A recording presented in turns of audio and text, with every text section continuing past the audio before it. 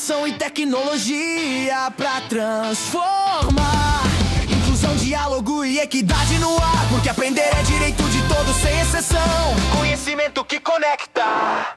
Olá, é interessante parar e pensar um pouco sobre o que realmente significa uma escola para todos, não é mesmo? Hoje a gente vai mergulhar numa das transformações mais importantes da educação aqui no Brasil, essa jornada rumo a um sistema que seja, de verdade, inclusivo.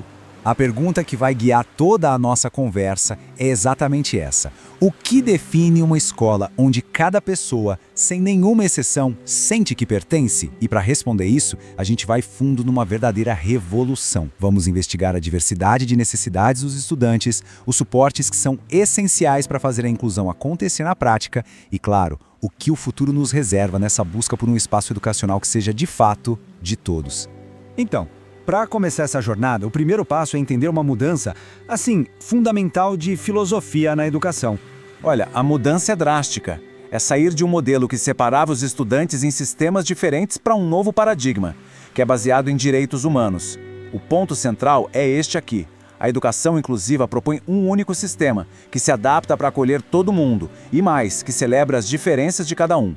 Uma boa analogia é pensar em construir uma rampa em vez de uma escada. A rampa, que foi pensada para quem usa cadeira de rodas, acaba ajudando quem carrega um carrinho de bebê, uma mala pesada ou tem alguma mobilidade reduzida. O Desenho Universal para a Aprendizagem, ou DUA, aplica essa mesma lógica na educação. Ou seja, quando a gente planeja para a diversidade desde o comecinho, todo mundo sai ganhando. E é importante dizer que essa revolução não aconteceu do nada. Foi uma construção legal, passo a passo, que foi muito impulsionada pela sociedade. A sementinha foi plantada lá na Constituição de 88. Depois, a LDB de 96 deu mais corpo para essa ideia, até que em 2008, a política nacional veio para solidificar de vez a visão inclusiva. E finalmente, em 2015, a Lei Brasileira de Inclusão se tornou o grande marco que consolida todos esses direitos. Certo, mas o que isso significa na prática atender a todos?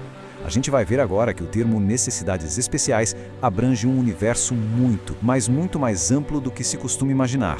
Agora, o que é realmente interessante aqui é a virada de chave, sabe? O conceito de necessidades educacionais especiais, ou NE, tira o foco da condição da pessoa e coloca o foco na resposta que a escola precisa dar. A pergunta muda, deixa de ser o que essa pessoa tem para se tornar do que essa pessoa precisa para aprender. É uma mudança fundamental. E esse espectro é realmente vasto. Ele inclui desde as deficiências e transtornos como dislexia e TDAH, até um ponto que surpreende muita gente: altas habilidades. Isso mesmo, superdotação também é uma necessidade especial, porque também exige um ensino adaptado para que todo aquele potencial não se perca. A inclusão, no fim das contas, é para todo mundo mesmo. E esse exemplo ilustra o ponto de forma brilhante. Entender a experiência vivida pela pessoa é a chave. Para um aluno no espectro autista, aquilo que para a maioria é só o barulho de fundo de uma sala, pode ser uma sobrecarga sensorial insuportável, uma verdadeira tempestade. É por isso que compreender a necessidade individual é tão crucial. Ok, entender as necessidades é o primeiro passo. Mas como é que a escola transforma essa filosofia toda em realidade? Vamos dar uma olhada nos pilares que sustentam essa estrutura. Basicamente, a estrutura se apoia em 3 pilares fundamentais. Um currículo que consegue se adaptar, a tecnologia que vem para remover barreiras e uma parceria sólida, de verdade, entre a família e a escola. E aqui atenção, adaptar o currículo não significa simplificá-lo, de jeito nenhum. Significa criar múltiplos caminhos para chegar no mesmo destino. É sobre adaptar o acesso físico, priorizar os conceitos mais importantes, usar diferentes formas de ensinar e, o que é crucial, permitir que o estudante demonstre o que aprendeu de maneiras diversas. A tecnologia assistiva é aquela ferramenta que literalmente derruba barreiras. Vamos pensar, por exemplo, em softwares que leem telas para quem não pode ver ou aplicativos que dão voz a quem não pode falar. Eles não são apenas recursos, são chaves que abrem as portas da autonomia e da participação. E por fim, o terceiro pilar, a parceria. Escola e família precisam jogar no mesmo time. Isso envolve confiança, uma comunicação que flui, constante e, principalmente, tomar decisões em conjunto sobre o plano educacional do estudante. É uma relação onde todo mundo aprende e todo mundo ensina. O ponto crucial aqui é este. A família deixa de ser uma mera espectadora e se torna protagonista. Afinal, ninguém conhece a criança melhor. A escola se beneficia imensamente dessa expertise, dessa vivência.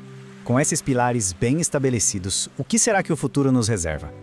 A tecnologia está abrindo portas que parecem incríveis para a inclusão, mas, ao mesmo tempo, nos apresenta novas reflexões. A educação inclusiva, claro, não termina no portão da escola. Um de seus maiores objetivos é preparar para a vida adulta. E isso significa ensinar habilidades para o dia a dia, para o trabalho, para a participação social, conectando a educação a oportunidades reais, como as que são garantidas pela lei de cotas aqui no Brasil. E olha, aqui o futuro já chegou. Tecnologias como inteligência artificial estão acelerando esse processo de um jeito que parecia ficção científica há pouco tempo. Dá para imaginar sistemas que se adaptam em tempo real a cada estudante? Ou realidade virtual para treinar habilidades sociais num ambiente totalmente seguro? As possibilidades estão sendo completamente remodeladas. É claro que toda essa inovação traz junto algumas perguntas bem importantes. A gente começa a se questionar sobre a privacidade desses dados tão sensíveis. Ou se os algoritmos poderiam, sem querer, acabar reforçando algum preconceito que já existe na sociedade. E talvez o mais importante de tudo, como a gente garante que a tecnologia seja sempre uma ponte para a conexão humana e nunca um substituto para ela? E é com essa reflexão que a gente encerra. O desafio do futuro não é apenas adotar novas tecnologias, mas sim garantir que elas sirvam ao propósito original da inclusão, construir pontes, conectar pessoas e garantir que absolutamente ninguém seja deixado para trás.